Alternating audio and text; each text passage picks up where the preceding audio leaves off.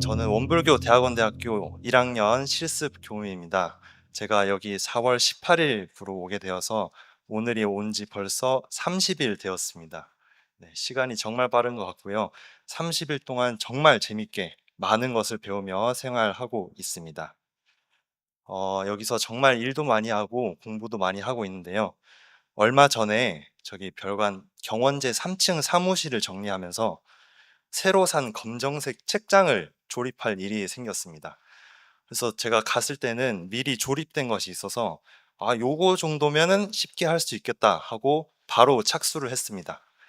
근데 막상 포장을 뜯어서 조립하려고 하다 보니 이게 생각보다 어디서부터 어떻게 해야 되는지 모르겠어서 대략 난감했습니다. 그러다 바닥에서 나온 게 바로 조립 매뉴얼이었습니다. 매뉴얼 덕분에 저는 수월하게 가구를 조립할 수 있었습니다.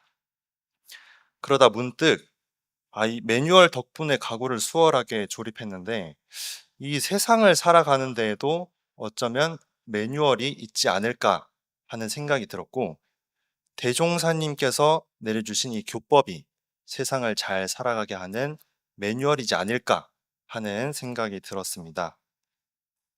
대종사께서 공부하는 사람들이 현묘한 진리를 깨치려 하는 것은 그 진리를 실생활에 활용하고자 함이니 라고 해주신 말씀은 제가 짧게 마음 공부를 하면서 많이 마음에 와닿았던 법문이자, 이것이 어쩌면 세상을 살아가는데 중요한 최고의 매뉴얼이지 않을까 하는 생각을 했습니다. 그래서 법신불 일원상의 진리를 실생활에 활용하는 것, 그것에 대해 연마하고 노력했던 바를 부족하지만 이야기 드려보고자 합니다. 대종사께서는 법문 말씀에 이제 법신불 일원상의 진리를 실생활에 부합시켜 주리라 하시고, 첫째, 일원상을 대할 때마다 견성성불하는 화두를 삼을 것이요 라고 해주셨습니다. 저는 처음 출가한다고 영산에 가서 살았을 때 정말 아무것도 몰랐습니다. 일원상 서원문 반야심경 2가지 외우고 입학을 했었기 때문에 문화나 법당 예절 같은 걸 전혀 몰랐습니다.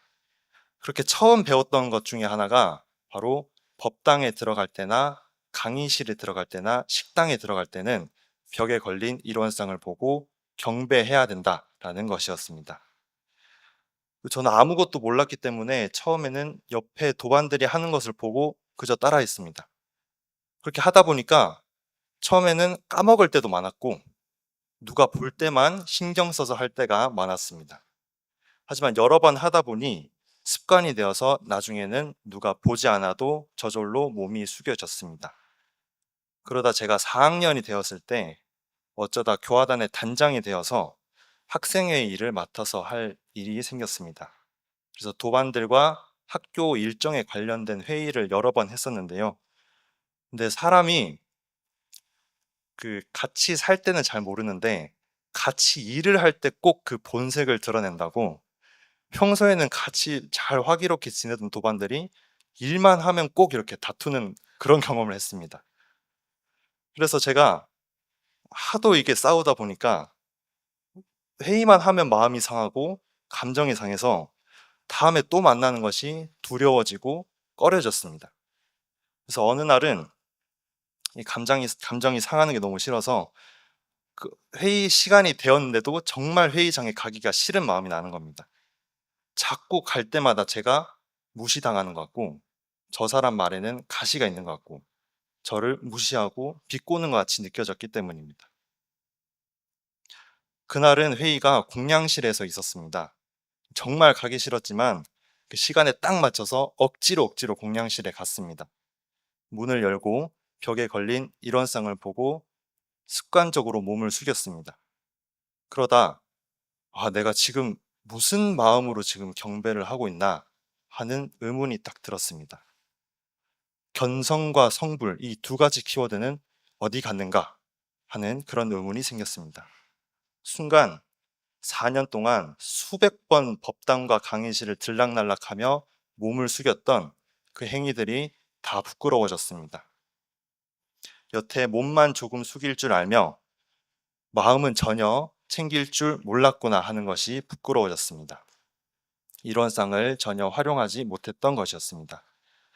그 깨달음을 얻고 그날은 회의실에서 이런 쌍과 견성, 성불 이 두 가지 키워드를 1번 화두로 삼겠다 하고 마음을 먹었습니다. 대종사님 말씀하신 대로 내 본래 마음인 성품 자리를 끊임없이 바라보고 끊임없이 챙겨서 요란하지도 어리석지도 그리지도 않는 본래 마음을 계속 활용하려고 노력했습니다. 상대방 말에 가시가 있는 것 같이 느낄 때 지금 이 말에 움찔하면서 반응하는 나는 누구인가? 이게 참 나인가 가짜 나인가? 그것을 계속 바라보았습니다. 움찔하는 그것은 참 나가 아니라 이 육신 가짜 나, 이 송세원이라는 이름을 가진 가짜 나라는 것을 끊임없이 상기시키며 내가 본래 참 주인공을 챙기면 저 말에 움찔할 필요가 없다, 움찔할 이유가 없다는 것을 끊임없이 상기시켰습니다. 처음에는 전전긍긍하며 그 마음을 챙기기가 어렵다가 나중에 회의가 끝나갈 무렵쯤 되니까 마음이 정말로 편안해지는 것을 느꼈습니다. 그때서 되니 상대방 마음에 서운함이 있구나 하는 것이 보였습니다.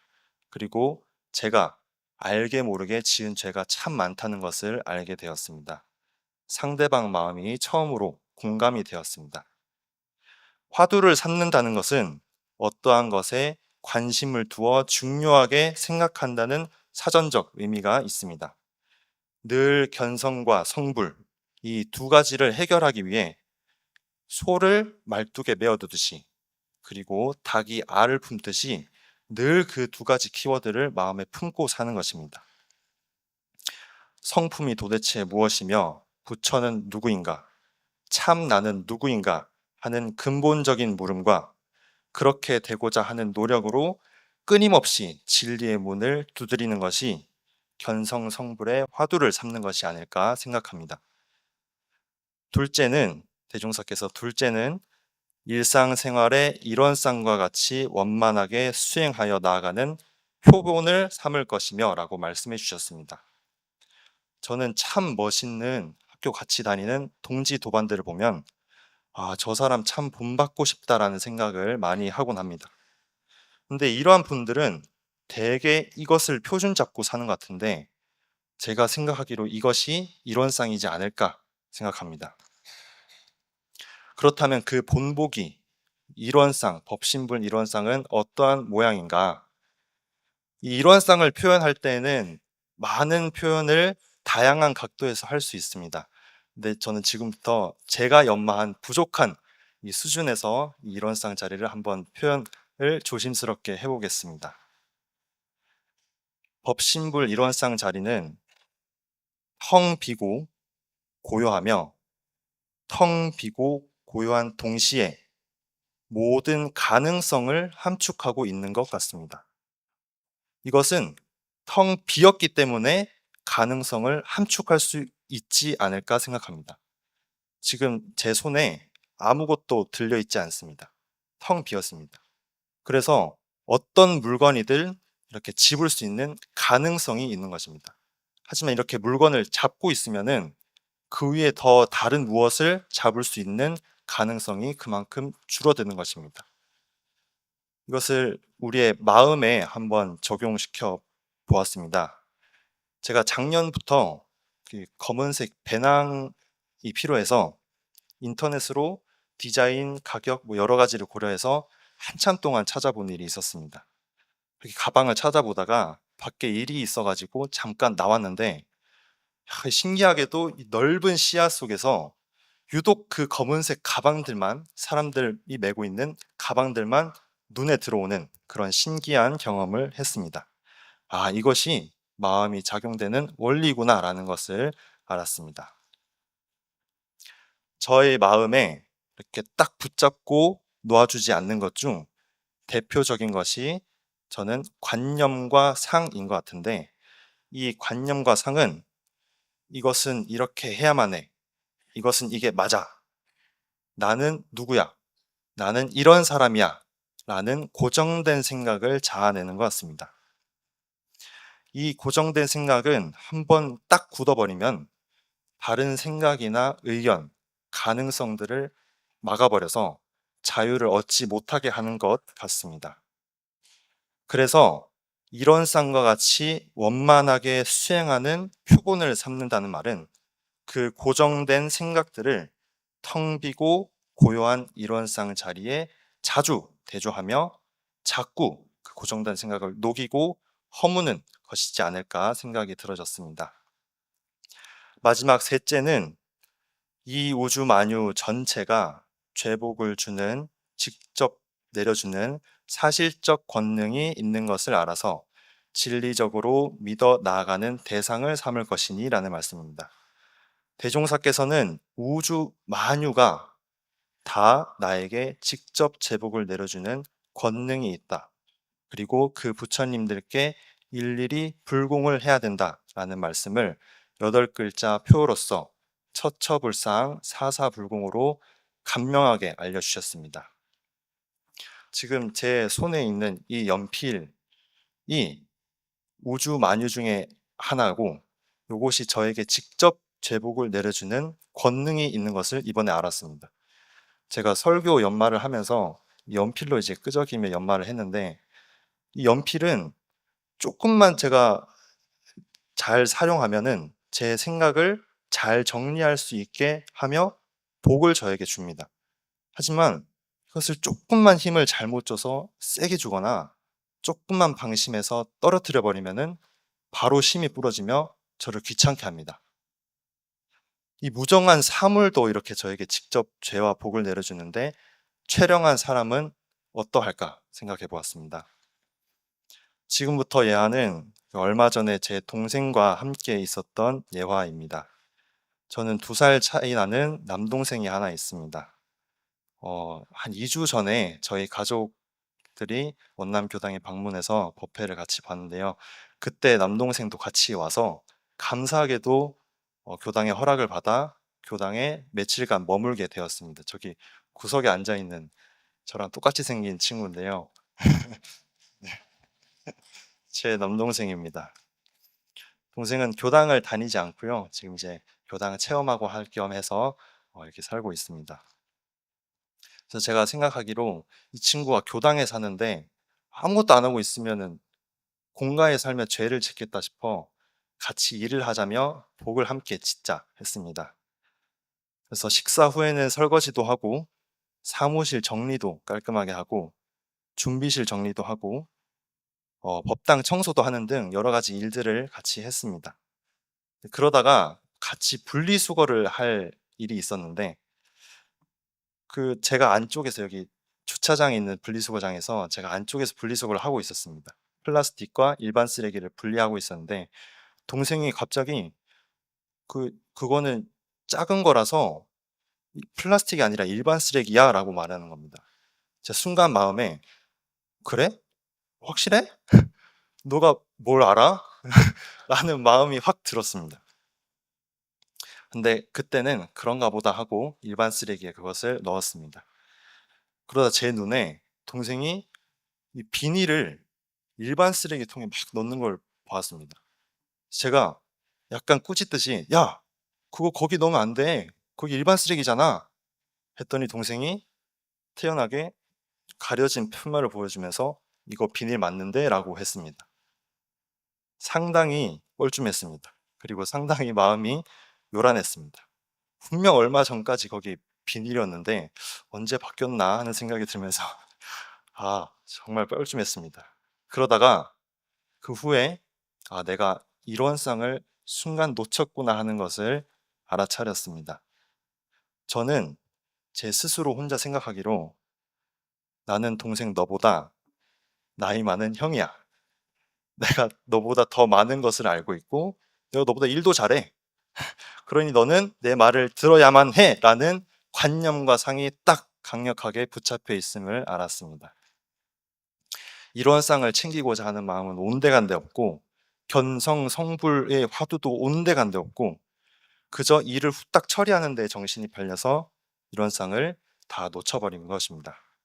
그리고 결정적으로 동생은 나에게 죄와 복을 줄 수 있는 권능이 있다. 그런 부처라고 생각하지 못했던 것이었습니다. 제가 만약 이 순간에 일원상을 챙겼더라면 그 일하는 가운데에도 항상 성품을 비추어 보며 일을 했을 것입니다. 너가 뭘 알아? 내가 형이야! 라는 생각은 텅 빈 일원상 자리에 자꾸 대조하며 비우고 녹이고 허물었을 것입니다. 그리고 일하는 와중에 끝까지 동생을 존중하는 마음을 냈을 것입니다.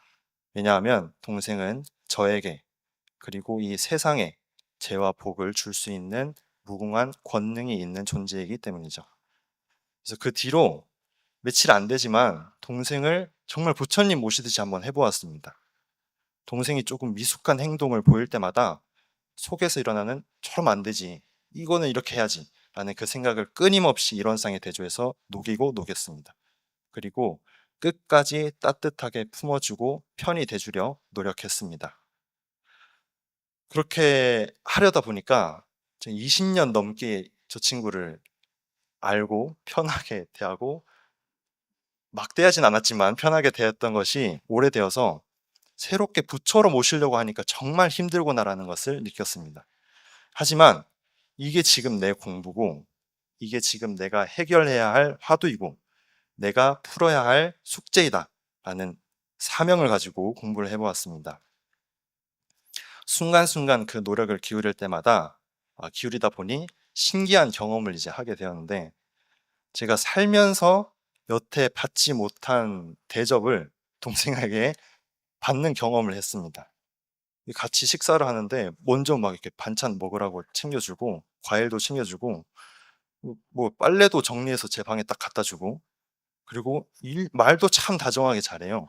근데 이렇게 말을 잘하는 친구인지 몰랐는데 그리고 뭐 도울 것이 없냐고 먼저 일을 하려고 하는 그런 신기한 경험을 했습니다. 결국 관계를 수월하고 원만하게 유지하기 위해서는 어떤 요령이 필요한 것 같은데 그 요령이 바로 일원상을 실생활에 활용하는 것이 아닐까 하는 소중한 소득을 얻었습니다. 동생뿐만 아니라 세상 누구를 대하더라도 어떤 경계를 대하더라도 이 일원상을 챙겨서 활용하는 것이 중요하겠다. 이것이 삶을 잘 살아가는 최고의 매뉴얼이겠다라는 소득을 얻었습니다.